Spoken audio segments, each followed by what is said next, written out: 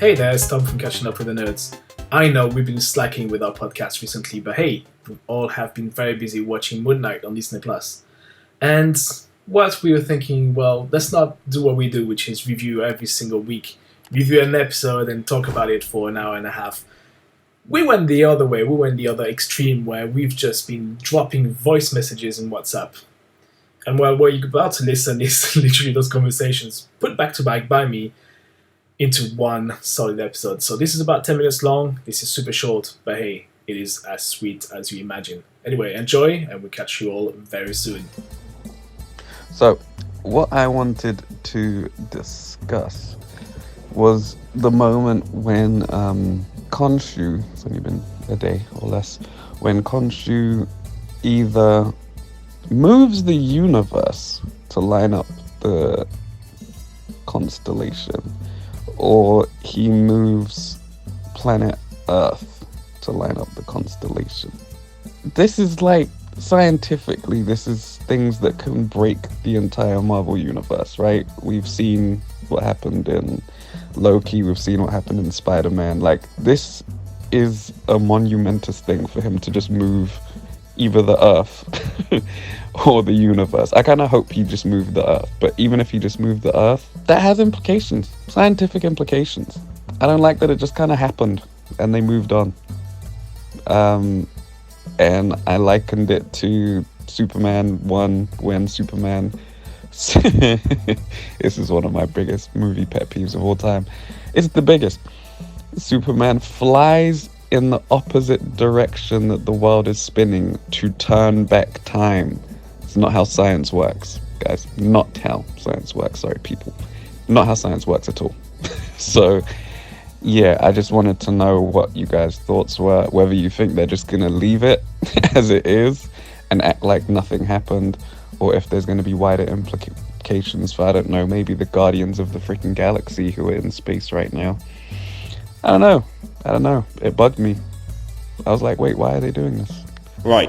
So I think the sky changing thing was just a visual thing. I don't think it was actually him changing the stars or the planets or anything like that.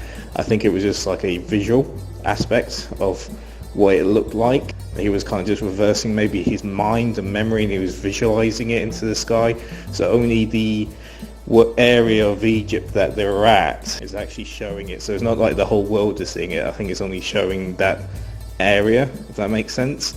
But I think the whole eclipse bit, that was him actually moving the moon, because he is the god of the moon. He can control the moon, but he can't control stars because his whole thing's the moon, if that makes sense. I think that's the logic. That seems to be what I've seen a few people talk about on it. But yeah, that's kind of what I think might be part of it. I just rewatched. He says, I can turn back the night sky. Now I'm going to misquote him. I just... Yeah, that just doesn't quite get over with me. Like the concept of him just... of it just being a visual. Like, because if it's just a visual, he's really not interfering in anything. And he wouldn't get the punishment that he gets, if you know what I mean.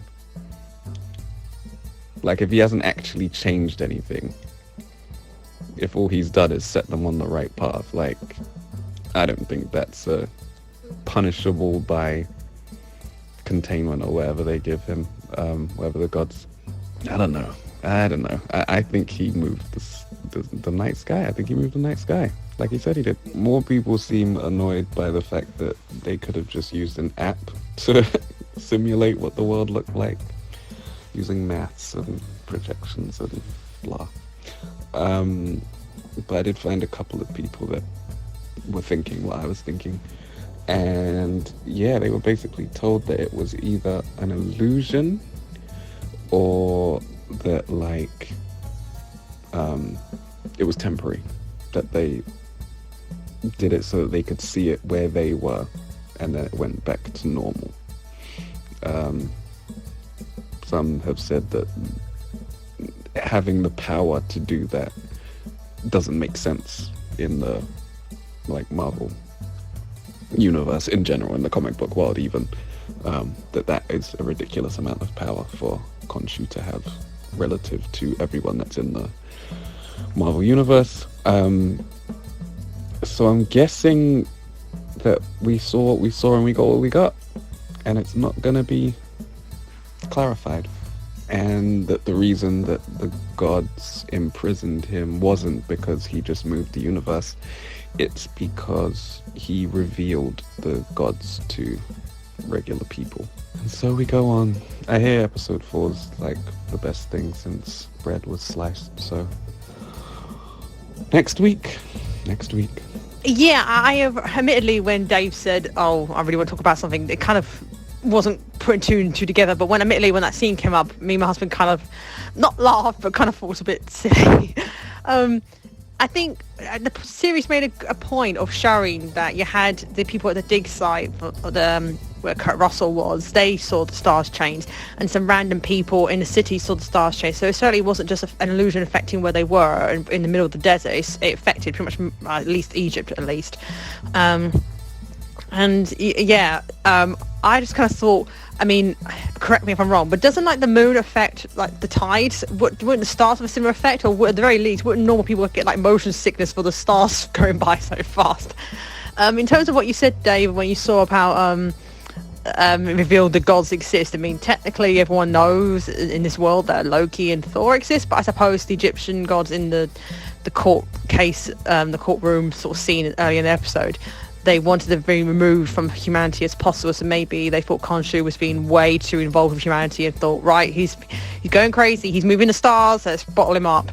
I suppose that's the only thing I could think of, but obviously I have no idea of the comics it's based on, whether this is something that's like true to the comics. I mean, it was a nice effect, don't get me wrong, and seeing Stephen and Mark kind of agree on trying to solve this puzzle and hold up the stars with Khonshu, kind of a nice moment. But apart from that, I kind of thought the episode was quite a lot of like lore dumping. I kind of felt my eyes glaze over a little bit.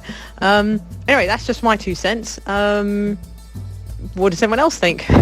All right, so I think you all got this wrong, because you're all taking this from the fact that the Earth is round and a sphere. Now, we all know the Earth is flat because my Uncle Fred said so on Facebook, and he's got a lot of very convincing argument. So what I'm thinking is the sun and the moon are just, anyway, fake planets. They don't really exist. So, you know, I'm saying the god of the moon is not really a thing because the moon isn't really a thing. So it's all a lie from NASA and the Illuminatis, that anyway Marvel is fake because they're not all real actors, because superheroes don't exist.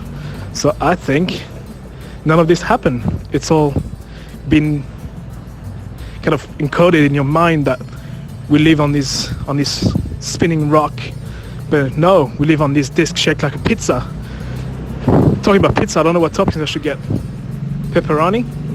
Anyway, you guys take this and absolutely believe me because I said so. No scientific explanation needed. Take that, science. So I'm finally caught up with Moon Knight. I managed to listen to all the voicemails, and I definitely cracked up. That's a great question that you kicked it off with, David.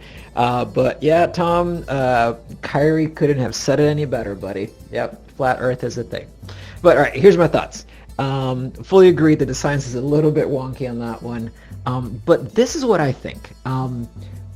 First and foremost, did anybody notice that the hand motions they were doing are very similar to what Doctor Strange does? No idea where that's going, but just a thought. Second, as far as the actual, whether it's the moon rotating the rest of the universe, or Earth actually moving, or the rest of the stars moving, I actually don't think that it matters as much because, and I have no proof this is the case, I don't think this is Earth 616. I don't think this is our main MCU Earth.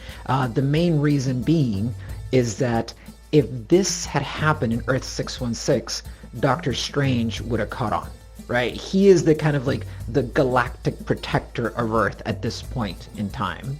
We're assuming that it's the same point in time.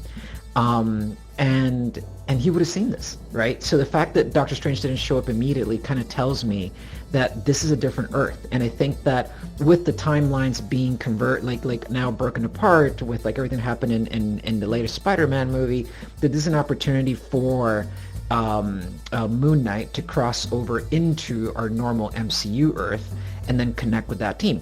I think that the connection into the rest of the MCU, funny enough, is through Eternals. Because we're talking about God-level powers, especially what we just saw. And the only people that have God-level powers that we know so far are Thor, and kind of not a thing for a little bit, and the Eternals. So I think that either Eternals or Thor are kind of one of the connections into the main MCU. That's my thought. I think it could get interesting. The other thing to think about is that Oscar Isaac is not signed for any more work past what they've shot. So it can get kind of interesting what's going to happen with him. It's like, are we going to get a Moon Knight from a different Earth that has similar powers? When Moon Knight comes through, does Moon Knight look different? I don't know. But I think there's an interesting thing happening there with the fact that Oscar Isaac isn't signed on to more. They could just be playing it cagey and close to the chest, but I'll be interested to see how that plays out. But that's my take on it. That while yes, the physics of it are important, I don't think they're as important as the fact that no one took notice. That's my 2 cents. All right. And by the way, Tom, if you just stitch all these together, so we got a podcast episode basically. Peace. Bye.